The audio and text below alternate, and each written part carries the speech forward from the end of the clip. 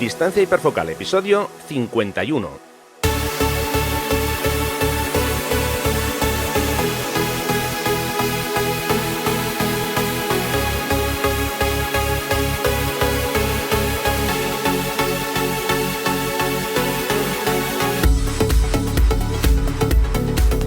Hola, ¿qué tal estamos? Bienvenidos a un nuevo episodio de Distancia Hiperfocal, el podcast de fotografía, de paisaje y viajes.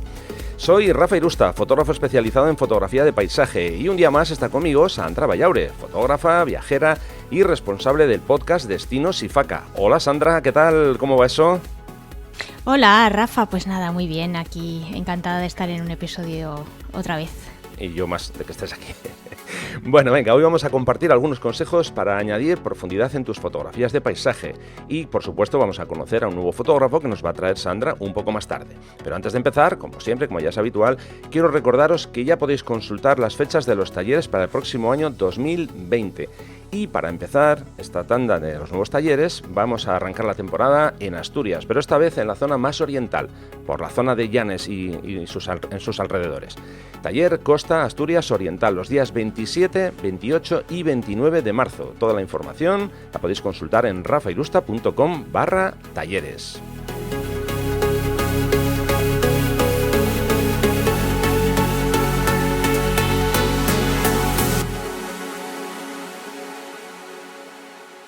Episodio 51, como ya es habitual, sabéis que os vamos a dejar todas las notas del programa en la entrada de mi blog, que vais a poder consultar en rafairusta.com/episodio 51, por supuesto. Bueno, como decía, hoy vamos a daros algunos consejos para añadir profundidad en tus fotografías. A ver, básicamente la fotografía nos permite capturar lo que vemos, pero de una forma, digamos, bidimensional, en dos dimensiones. Y esto nos plantea el reto a los fotógrafos de intentar, digamos, buscar algún pequeño truco, alguna artimaña para darle a esas imágenes una sensación más tridimensional, ¿no? De forma muy básica y resumida, la mejor manera de conseguir transmitir un mundo en tres dimensiones, partiendo de una fotografía que solo tiene dos, sería aplicar una sensación de profundidad, como digo. Con esto vamos a conseguir atraer la mirada del espectador y lanzarle una invitación, digamos, más sugerente para que se sumerja dentro de la escena. En eso estamos de acuerdo, ¿verdad, Sandra? Sí, totalmente. Vale. Sin importar además que sea foto de paisaje o cualquier otro tipo de foto. Eso es. Bueno, pues vamos a intentar daros algunos consejos que vais a poder aplicar en vuestras fotografías, pues para conseguir más fuerza, más realismo, mediante ese elemento importante que es la profundidad. Bueno, nos vamos a centrar en consejos sobre composición y algunas prácticas que vamos a hacer o que podéis hacer en el campo.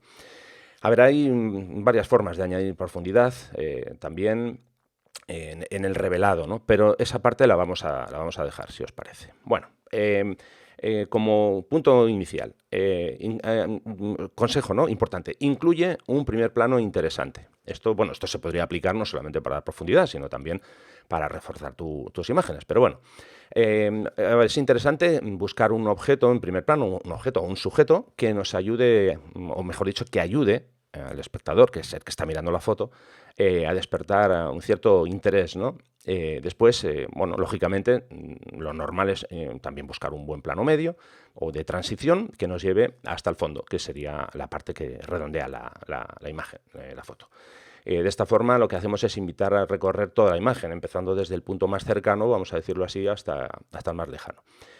Claro, cuando estamos hablando de estos tres planos, que sería ese primer plano, el plano medio y el plano del fondo, claro, tenemos que buscar una forma de intentar conectarlos de forma adecuada para que, digamos, que queden también bien compensada la imagen y demás, ¿no?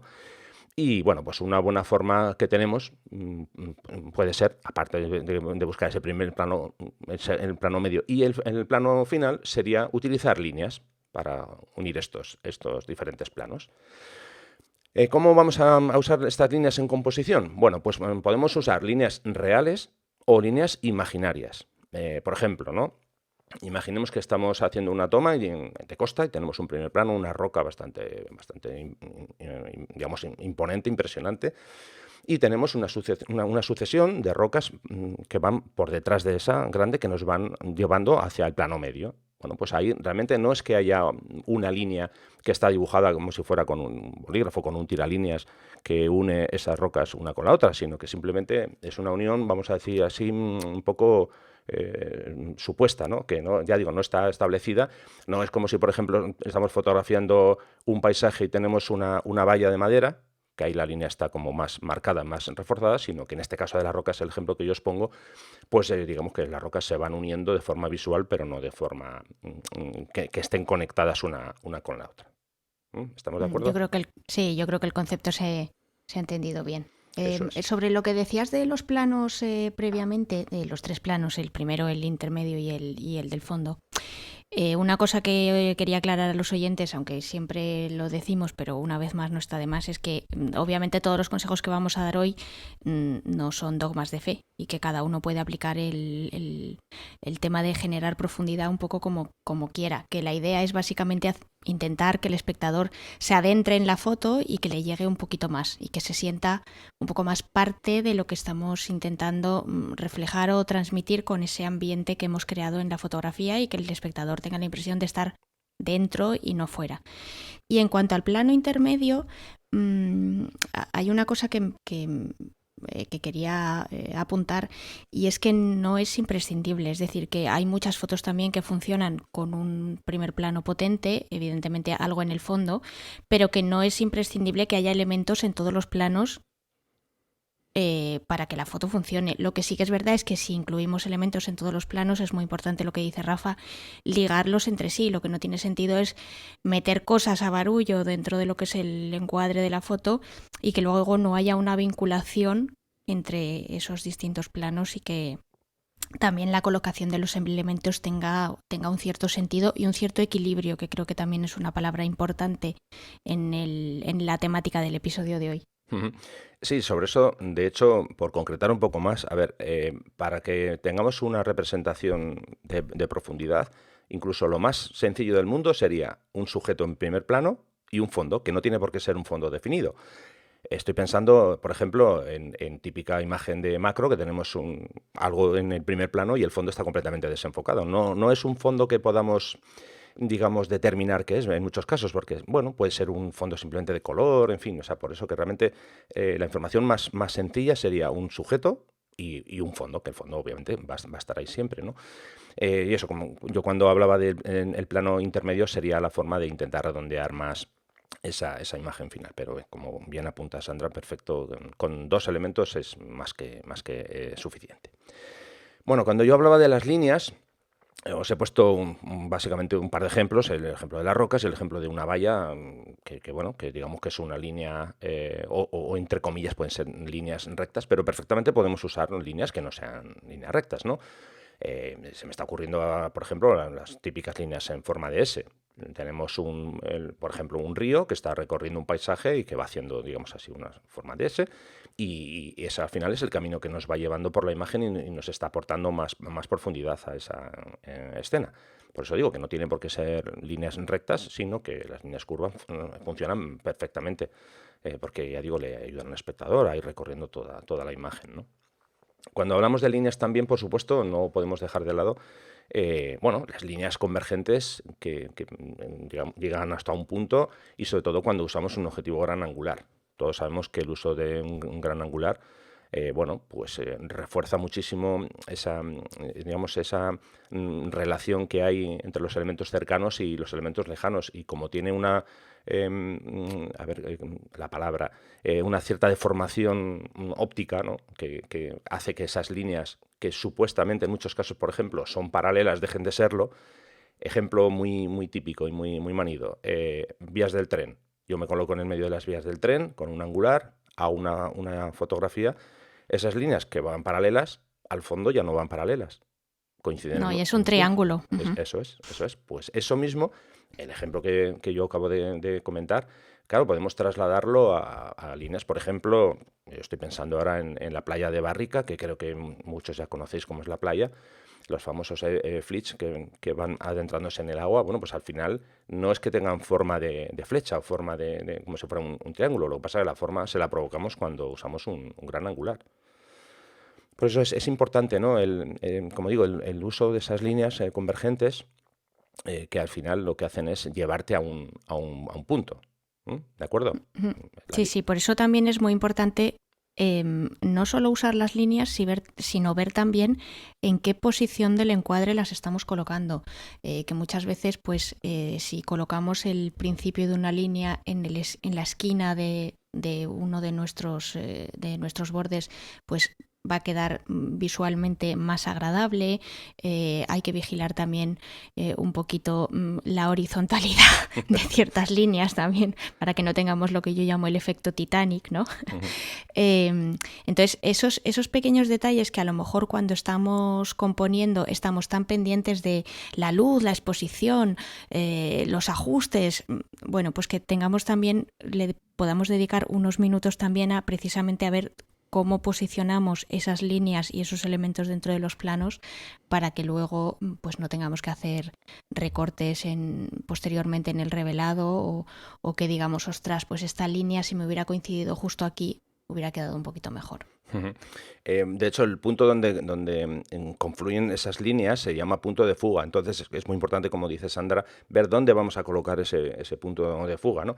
Aquí, bueno, podemos dejarlo a la interpretación de cada uno. No hay una, o sea, muy bien comentabas antes, Sandra, no hay una norma que diga, tenemos que ponerlo siempre aquí. No, no, no. Ahí puedes jugar con tu imaginación y con tu capacidad de componer de muchísimas formas. Incluso yo lo que invito es a que hagáis diferentes pruebas. A ver, vamos a ver, cuando estás en el campo, intenta exprimir al máximo posible todas las posibilidades que tengas. Y bueno, pues puedes jugar con ese punto de fuga a colocarlo, pues no sé, en la parte superior derecha, parte superior izquierda, en fin, en los puntos, vamos a decir, puntos calientes de la famosa regla de los tercios. Ya sé que algunos ahora mismo se estarán haciendo el harakiri porque odian la regla de los tercios. Bueno, en fin, el elemento está ahí, el recurso lo tenemos, luego que cada uno lo use o no, ¿no? Entonces, como digo, intentar hacer todas esas posibilidades para que no suceda que llegas a casa, te pones delante del ordenador a revisar el trabajo y dices, si hubiera puesto esto aquí, si lo hubiera puesto allá, intenta hacer, ya digo, diferentes pruebas, no te quedes solamente con una, prueba, dispara en horizontal, dispara en vertical, en fin, todas esas posibilidades para que luego tengas la capacidad de decir, bueno, ahora tengo aquí 25 tomas y de estas 25 me voy a quedar con una. Bueno, aquí esto ya es una cuestión muy personal, ¿eh? Yo pediría un favor. A ver, yo sé que a veces nos quedamos atorados y no sabemos muy bien qué versión elegir. Tenemos 18 versiones de una foto y no sabemos cuál elegir. Por favor, no subáis las 18 en un post en redes sociales y digáis, ¿cuál os gusta más? Por favor, no lo hagáis. Vosotros como artistas tenéis que tener la capacidad y la autocrítica suficiente para decir, bueno, yo creo que la mejor foto de esta sesión es esta. Y como mucho en el peor de los casos, pues elige dos, envíaselas a un amigo y le, oye, ¿con cuál de las dos te quedas? Porque claro, en fin, a ver, que cada uno puede hacer lo que quiera, puede subir lo que le dé la gana. Yo, en serio, intento aconsejaros en ese sentido para que vosotros poco a poco también vayáis acostumbrándose a eso, a que tenéis que decidir. Imaginaos que os dicen, oye, que queremos que colabores en una exposición, ¿no? Y queremos 20 fotos tuyas. Claro, ¿qué vas a hacer? Enviarle al comisario de la exposición 450 fotos y, bueno, ya tal, ya es eso, coges tú y ya pones tú las que quieras. Tienes que decidir tú, ¿no? Entonces, por eso digo, haz en el campo todas las pruebas posibles y luego eso, intenta analizar tú el por qué una crees que funciona mejor, otra funciona peor y demás. ¿Mm? ¿Vale? Bueno, Seguimos. eso es. Bueno, estábamos hablando, ya digo, de las líneas convergentes, eso ya avanzamos y vamos hacia otros elementos que nos pueden ayudar a dar más profundidad. Y un elemento muy importante es la luz. Lógicamente, la luz nos ayuda, ¿no? No solamente nos ayuda, entre comillas, a pintar lo que queremos fotografiar, sino que, por ejemplo, si buscas una luz lateral, cuando estamos iluminando un objeto desde un lado, desde un lateral, estamos destacando su forma, su volumen, en muchos casos estamos destacando una textura que con luz más frontal no la vamos a poder apreciar, ¿no? Y eso, obviamente, lo que hace es esa sensación de volumen, bueno, al final viene creado por las luces y las sombras, añade una sensación más tridimensional, o bien a los objetos que estamos fotografiando, o bien a la imagen general. Estoy pensando ahora, por ejemplo, algunas de las fotos que yo tengo en mente, algunas que las he compartido en redes sociales, pues por ejemplo, amanecer en Gorbea, ¿no? Bueno, digo porque parece que cuando hacemos el amanecer o el atardecer hay que estar siempre frente al sol. Bueno, pues no, no siempre hay que estar ahí. A lo mejor si giras 45 grados hacia uno de los lados, pues vas a encontrar unos resultados bastante mejores, ¿no? Entonces ya digo, buscando esa luz lateral, con árboles, con rocas, en fin, bueno, o incluso con edificios, ¿eh? Que a veces hay edificios dentro de los encuadres que hacemos en fotografía de paisaje, vamos. Bueno, pues buscar, ya digo, esas luces laterales que nos van a ayudar, bueno, digamos eso, a conseguir una sensación mucho más tridimensional. ¿Mm? En este sentido de la luz, a mí me gustaría dar también un pequeño consejo, más que nada porque a mí siempre me ha servido mucho y creo que a lo mejor a alguno de los oyentes también le puede servir. Muchas veces cuando estamos en el campo o bueno, en la localización donde sea que vayamos a hacer fotos, puede que nos entre algo de ansiedad porque queremos conseguir una foto fantástica y muchas veces estamos tan, no sé, pues tan entusiasmados de estar ahí que a lo mejor nos faltan ideas, ¿no? Y por eso yo siempre digo que es muy importante ver fotos de otras personas y aprender cómo las han construido o cómo las han compuesto. Pero no solo es importante eso, yo también he aprendido muchísimo de la pintura. A mí desde siempre es una disciplina artística que me ha encantado y sobre todo me ha fascinado porque a diferencia de la fotografía, que los fotógrafos también evidentemente son artistas, pero en el caso de la pintura yo creo que tiene la dificultad de que muchas veces la mayoría de los cuadros que vemos son cuadros que ha imaginado el pintor sin que tuviera nada delante. No, porque no siempre eran cuadros de paisajes reales. Entonces, el ver, por ejemplo, cómo esos pintores pintan escenas, y se me vienen a la mente, por ejemplo, pues muchos pintores de pintura flamenca, ellos son claramente muy fans de la luz lateral. Me viene, por ejemplo, a la mente Vermeer, que es uno de mis fotógrafos favoritos. Todas las escenas de los poquísimos cuadros que se puedan ver de Vermeer, porque aunque fue un pintor muy prolífico, pues por desgracia queda muy poca de su obra. En todas sus escenas la luz siempre es lateral. Ujú. O bien por la izquierda o bien por la derecha, y es espectacular el uso que hace de la luz, pues precisamente para generar volumen y Claro. para crear profundidad y para poner precisamente el énfasis en aquellos elementos que él cree que son en los que nos tenemos que fijar y en los que le quiere dar predominancia. Entonces, el pasar un poquito de tiempo, pues hombre, tampoco se trata ahora de ver todos los cuadros de Vermeer o ver la mitad de la colección de los pintores flamencos, pero si observáis 2 o 3 cuadros, y si quieres, Rafa, a lo mejor te puedo pasar incluso un par de ejemplos para que los pongamos en las notas del programa, Claro.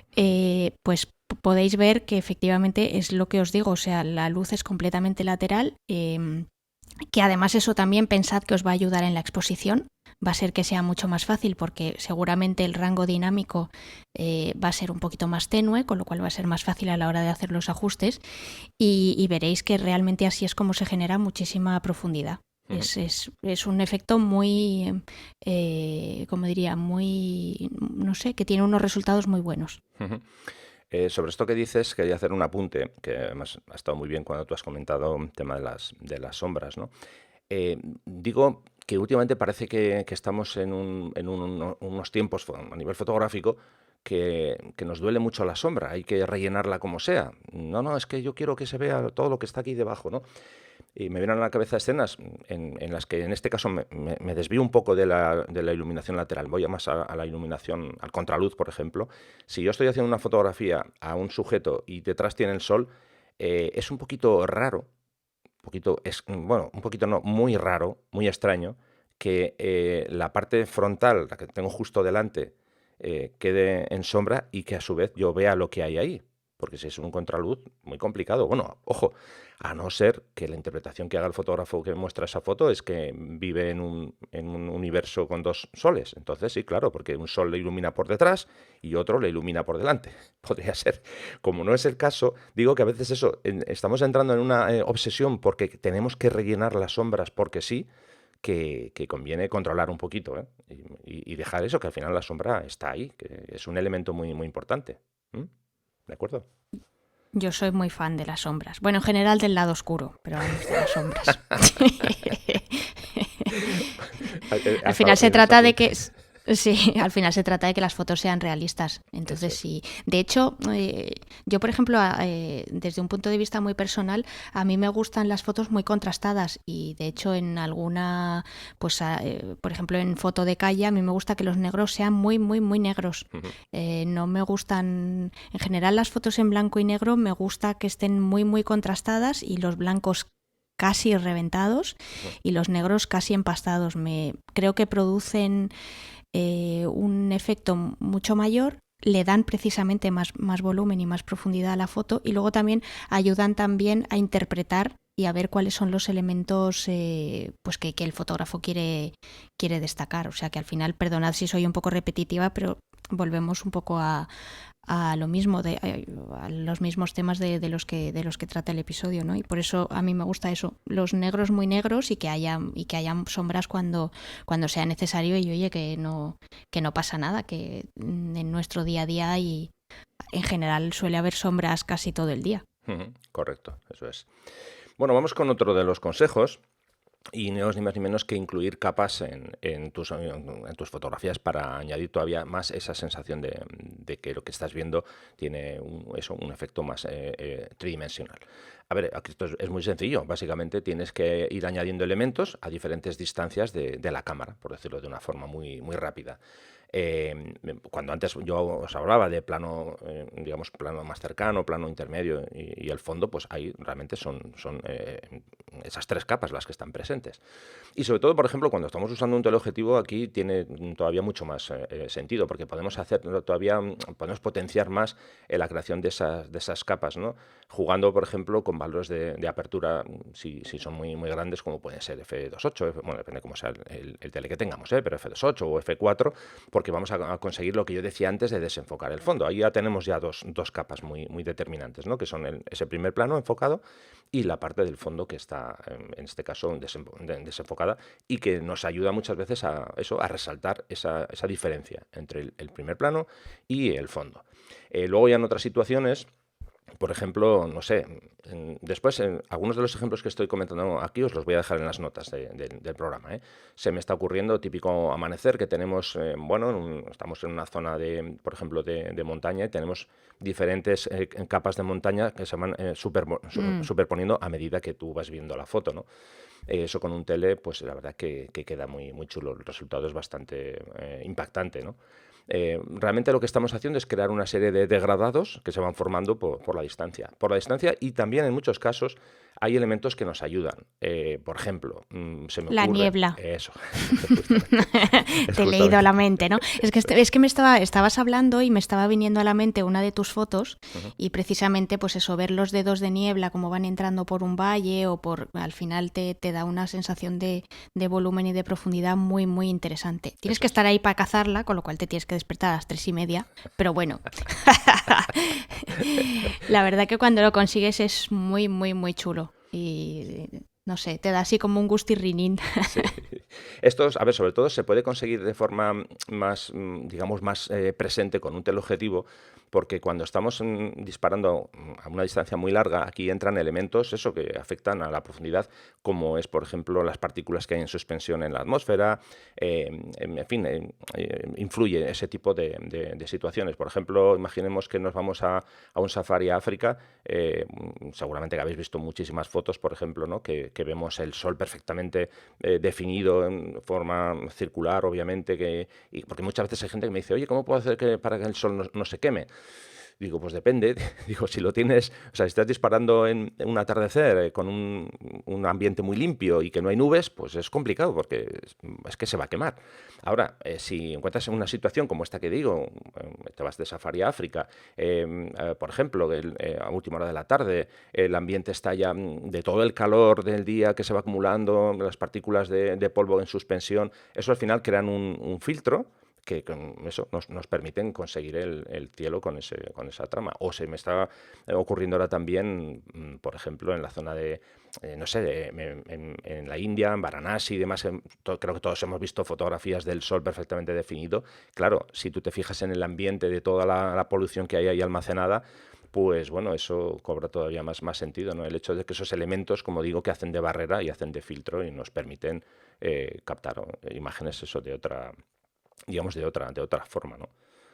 Sí, al final un poco lo que lo que os estamos sugiriendo a lo largo del programa es que intentéis aprovechar todos los recursos que tenéis disponibles. Pues los dos ejemplos que además has puesto, Rafa, que creo que son estupendos, pues precisamente aprovechar esos filtros que muchas veces nos da la luz e intentar sacar el máximo provecho para, como decía anteriormente, priorizar dentro del encuadre qué es lo que queremos destacar y qué no, porque si no al final se nos convierte ahí en un poco un barullo y precisamente eso es lo contrario de lo que queremos conseguir. Entonces, jugar con la luz es muy importante, no solo saber dónde posicionarla, como decía Rafa al principio con el tema de la luz lateral, sino que a veces si no podemos, porque la localización, por ejemplo, ¿cuántas veces, Rafa, hemos dicho que una localización no nos permite movernos, ¿no? Claro. Y que tenemos que encuadrar en una única dirección porque no tenemos más espacio o porque a lo mejor los elementos que tenemos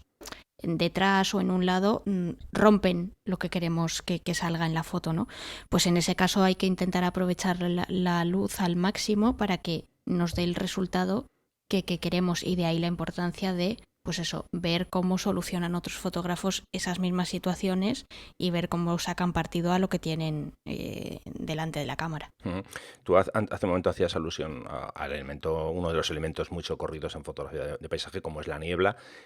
Lo has dicho así un poquito de pasada, pero yo me voy a centrar todavía un poco más porque me toca de lleno, digo me toca de lleno en el sentido de los bosques que tenemos por aquí, Gorbea, Urbasa. Claro, cuando vas a uno de estos bosques un día con niebla, es que tienes un aliado perfecto, porque ese aliado es el que te ayuda a crear esas capas de las que estamos hablando.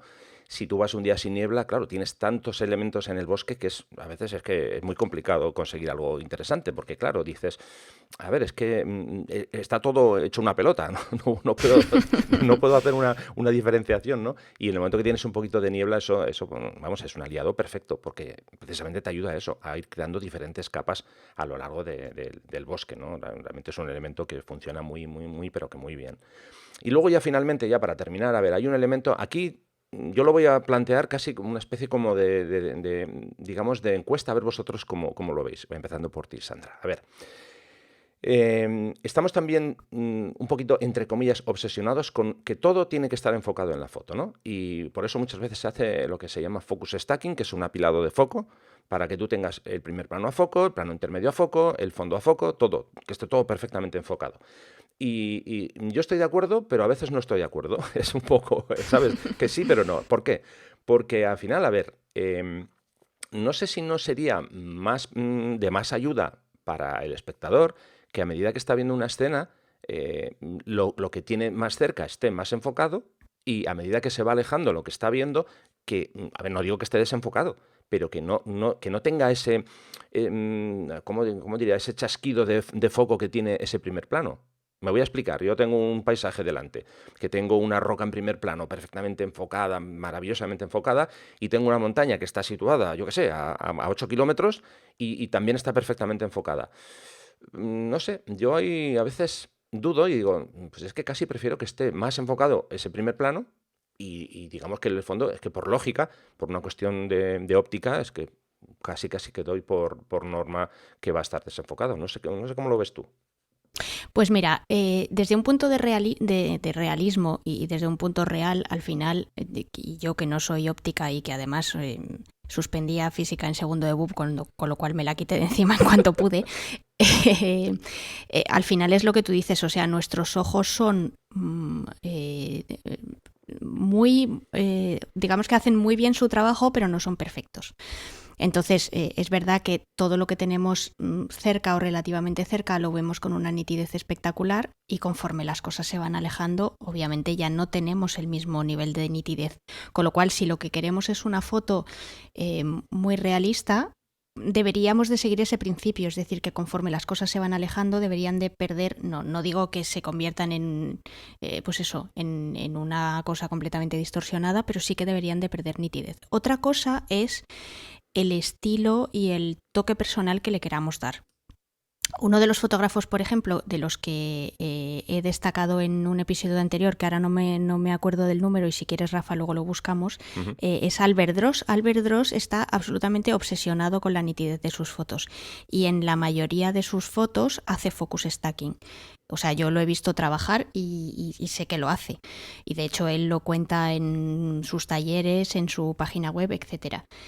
Eso es una elección personal. Si os ponéis a ver, por ejemplo, una serie de fotos que tiene, por ejemplo, de campos de tulipanes en Países Bajos, que es de donde es él, pues veréis que el tulipán tiene una nitidez espectacular, pero no el primero que tienes en el primer plano. Es que hasta el último tulipán del último resquicio del campo que está fotografiando están todos perfectamente enfocados, y eso es porque él hace focus stacking. ¿Está bien o está mal? Pues es que no está ni bien ni mal. Quiero decir que es una elección personal que hace él, y al final el resultado de la foto, como siempre, te puede gustar o no te puede gustar. A él le encantará, pero no significa que tengáis que hacer lo mismo al final. Como siempre, se trata de priorizar o de establecer un poco cuáles son vuestros criterios personales y qué es lo que os gusta más. Si queréis ser más realistas, pues no tenéis que tener todo perfectamente enfocados. Si queréis que la foto sea, pues no sé, que tenga un toque diferente, pues entonces podéis hacer la técnica del apilamiento de enfoque.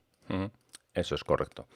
Y bueno, ya antes comentaba que iba a ser el último consejo, pero tengo uno más que se me había pasado, y es que uséis la opción de enmarcar el sujeto principal con algún elemento. Por ejemplo, foto muy típica, que estás dentro de una cueva y fuera de la cueva ves una roca, ves un árbol, yo qué sé, lo que sea, ¿no? Y ahí, bueno, claro, al final estás usando esa primera capa, entre comillas, que sería lo que es el marco natural de la cueva, o simplemente unas ramas de árboles, y que en el centro de la imagen, dentro de ese marco natural, pues tienes el elemento que quieras incluir ahí.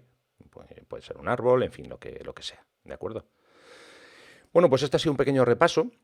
Esperemos que podáis hacer uso de algunos de todos estos consejos para intentar añadir más profundidad a vuestras fotografías. ¿Vale? Y si alguien tiene alguno más, pues que nos lo diga, como siempre. Eso es, por supuesto. Y sí que sería interesante el tema que yo os he comentado, de si os gusta que todo esté perfectamente enfocado, si pensáis que mejor el principio sí, pero el final, o sea, al fondo no, o bueno, digo, al fondo esa combinación, que puede ser también la combinación que os guste, que a veces también eso añade profundidad, que el primer plano esté desenfocado, que el plano, digamos, medio esté enfocado, y el del fondo, digamos, un término medio, que hay diferentes en posibilidades. Entonces, a ver lo que opináis, si os gusta más un método o el otro, ¿vale? Venga, pues nada, seguimos adelante.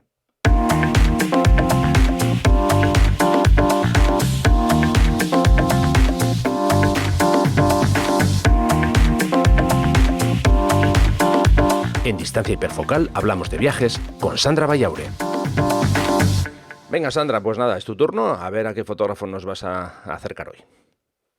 Pues nada, me he dado cuenta que hablando parece que este es el episodio de los holandeses, pero no. Os traigo un fotógrafo alemán, en este caso, que se llama Robert Gottfried. Espero haberlo pronunciado correctamente porque no hablo alemán.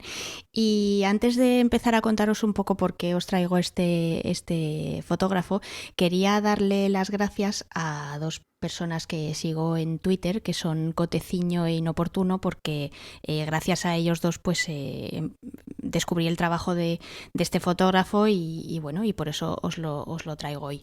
Como siempre, os voy a dejar los enlaces a su página web y a sus redes sociales en las notas del post de Rafa, para que podáis pues admirar su trabajo. Una de las cosas que que primero me llamó la atención de Robert es que no es fotógrafo de profesión, en realidad es jefe de diseño en una consultoría, pues yo creo que la consultoría más grande del sector, y realmente lo que hace es que la fotografía, a pesar de que sí que cursó estudios de fotografía, para él no es más que una afición, le dedica parte de su tiempo libre y además también aprovecha que muchas veces tiene que viajar por trabajo, pues precisamente para practicar, ¿no?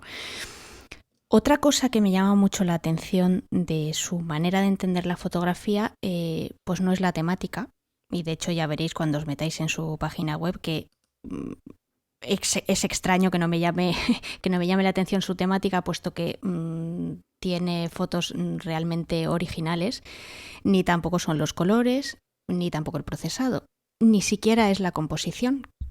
Realmente lo que más me atrae es su interés por crear y desarrollar proyectos fotográficos. Veréis que cuando entréis en su página web no vais a tener la típica pestaña de portfolio o los típicos álbumes. Cada uno de los digamos de los grupos de fotografías que vais a poder consultar son todos proyectos fotográficos, que yo creo que es uno de los mejores ejercicios que puede hacer un fotógrafo, y aquí me doy yo misma una colleja porque es algo que no hago nunca, pero que debería de hacer, porque al final desarrollar un proyecto pues es un ejercicio que supone tener mucha imaginación, desarrolla la creatividad y luego además pues te invita a ser persistente, ¿no? Porque si lo quieres continuar en el tiempo y quieres que más o menos ese proyecto tenga un cuerpo, pues al final es algo que siempre tienes que tener ahí un poco en la cabeza para ver cuándo puedes encontrar alguna oportunidad de añadir una imagen a ese proyecto, ¿no? Veréis que tiene muchos tipos de proyectos y yo creo que nosotros como espectadores pues la verdad es que tenemos bastante suerte porque nos da muchas opciones entre las que elegir, precisamente por estas temáticas que os decía que son tan originales, y estoy seguro de que os van a sorprender. Leyendo algunas de las entrevistas que le han hecho a Robert, porque últimamente su trabajo lo han destacado bastantes medios de comunicación, y de hecho pues ha trabajado incluso también para prensa escrita. Me refiero cuando ha trabajado es que sin él buscarlo le han comprado algunas de sus imágenes, ¿no? Bueno, pues él cuenta en estas entrevistas que algunas de sus series han surgido de forma espontánea. Tiene una serie, por ejemplo, que se llama Potency, que es una serie muy autobiográfica y que está vinculada a su niñez, pues precisamente porque él nació en una población al lado del lago Constanza, que es un lago que hay en Alemania, y claro, pues obviamente al haberse criado ahí y tener a sus padres que viven ahí, él vuelve recurrentemente, entonces bueno, pues todo lo que gira en torno al lago es algo que a él le llama mucho la atención, y veréis que es una serie muy intimista, muy personal, cuyas fotos precisamente tienen mucha profundidad, y esto va un poco en línea con la temática del episodio de hoy, y veréis que la composición es tremendamente sencilla. Muchas veces es básicamente 98% espacio negativo y 2 elementos mínimos en la foto, y a pesar de eso la foto tiene mucha fuerza. Por eso os insistía antes en el tema de que hay que priorizar también el uso del espacio, ¿no? Otras de sus series, sin embargo, pues han empezado fotografiando cosas o espacios que forman parte de nuestro día a día, ¿no? Que son completamente banales. Pues no sé, por ejemplo, el caso de tunnels o túneles o pools, que son piscinas, y Robert le da su toque mágico. ¿Y cuál es su toque mágico? Pues básicamente que fotografía estos espacios sin gente, completamente vacíos.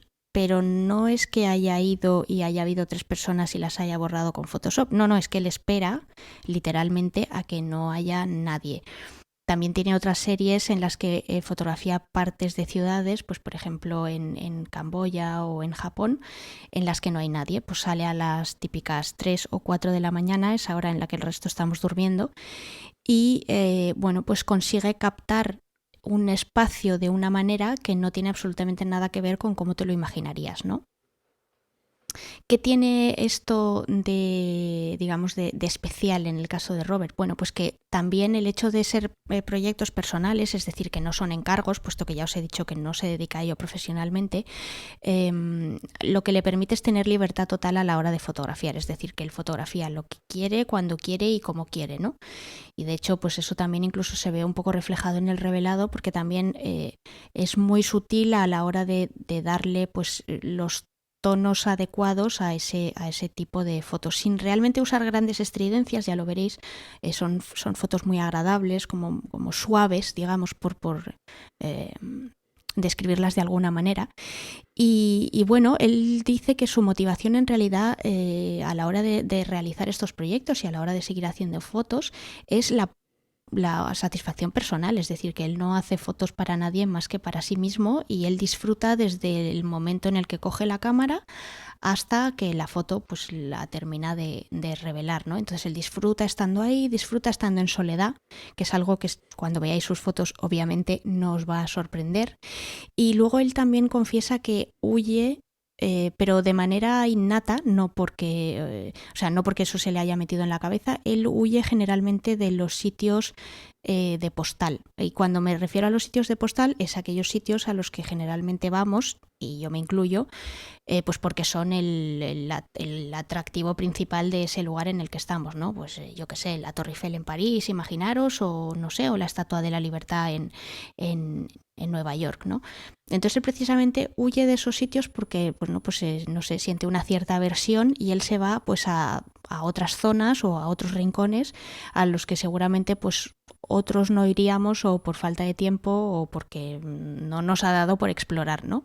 A él lo que le gusta mucho es una cosa que Rafa siempre recomienda, que es explorar, dejarse un poco guiar por pues un poco por el azar, y encontrar localizaciones que así a simple vista no tienen ningún atractivo, pero él siempre les consigue, bueno, pues encontrar ese punto de interés, ¿no? Entonces, bueno, yo creo que en resumidas cuentas es un fotógrafo tremendamente original, muy personal, y del que yo creo que podemos sacar bastantes conclusiones y bastantes ideas interesantes a la hora de eso, de buscar o de sacar fotos que no sean siempre lo mismo, y que intentemos pues dar otro punto de vista de esos lugares que a veces pasan completamente desapercibidos. Desde luego estaba viendo algunas de las imágenes ahora y sí, me gusta, y sobre todo me gusta un poco o varias cosas de su forma de pensar, ¿no? Eso de disfrutar de la soledad, uy, qué bonito. Nada, pues genial. Ya tenemos trabajo para esta semana, o si no, lo dejamos para el fin de semana para repasar la galería del bono de Robert. Venga, seguimos.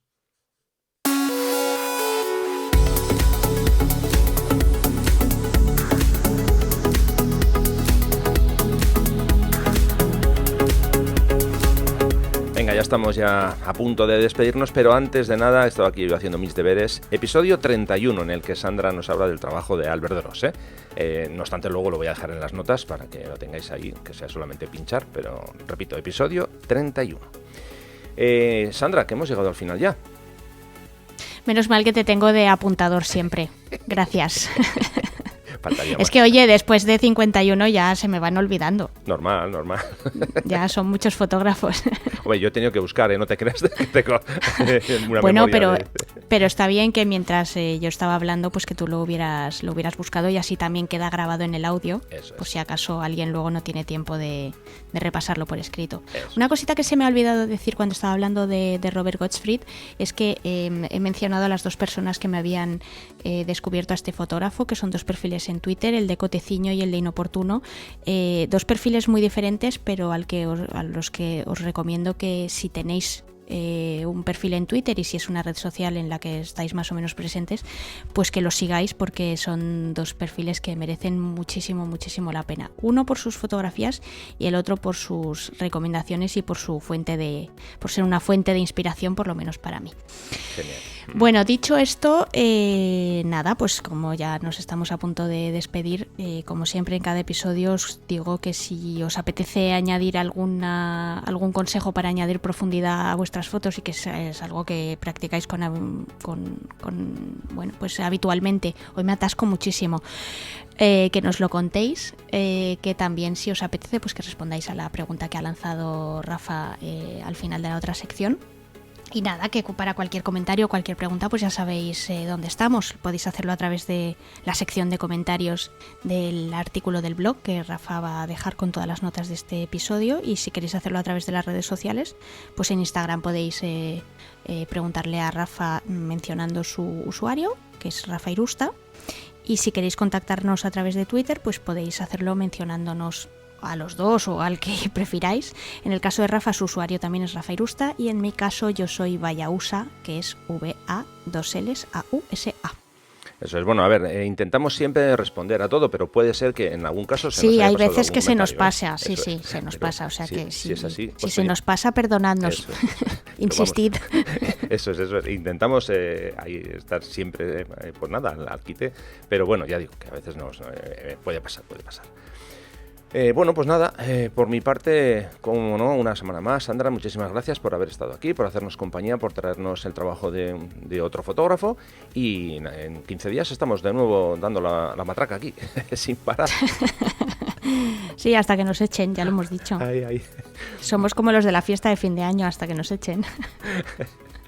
Bueno, la verdad que, a ver, yo quiero dar las gracias a toda esa gente, porque yo sé que es un rollo, lo de escribir a veces un comentario o mandar un correo, tal, yo sé que es un rollo, pero bueno, por eso mismo, como yo sé que es un rollo, que yo no lo suelo hacer tampoco, doy todavía las gracias con más fuerza a toda esa gente que lo hace, que nos escribe una nota, en fin, por diferentes lugares, gente con la que me encuentro y que, bueno, pues me dan las gracias por toda la labor que estamos haciendo aquí, de compartir, pues eso es lo que sabemos, y, hombre, la verdad que pues es son esos momentos, ¿no? que como que se te encoge un poquito la piel, se nos pone la piel de gallina, porque bueno, pues notamos el cariño que demostráis, y para nosotros es un placer estar aquí.